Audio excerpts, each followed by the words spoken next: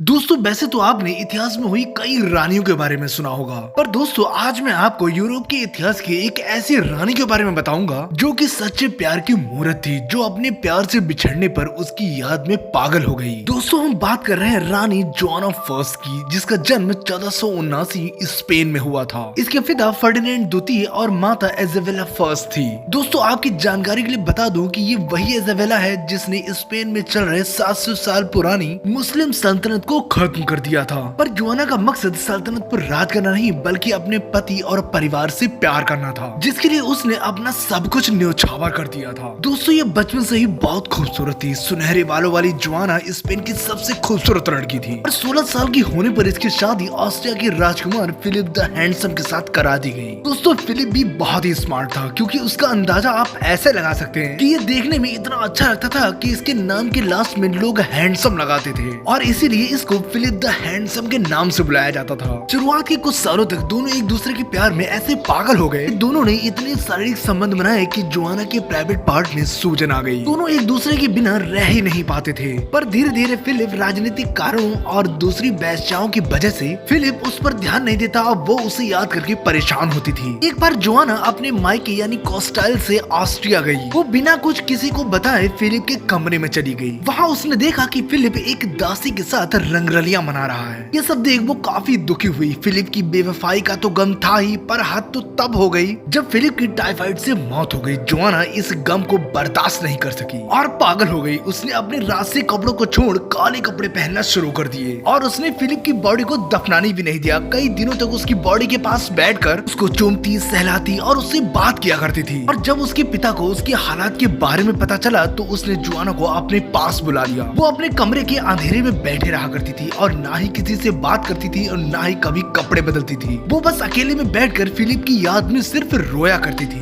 1555 में लगभग 75 साल की उम्र में इस खूबसूरत रानी ने इस दुनिया को अलविदा कह दिया। वैसे दोस्तों इस रानी के प्यार के बारे में आपका क्या कहना है, कमेंट करके जरूर बताएं। और अगर आपको ये वीडियो अच्छा लगा हो तो प्लीज सब्सक्राइब करें, क्योंकि हम ऐसे ही रियल और इंटरेस्टिंग वीडियो लाते रहते हैं।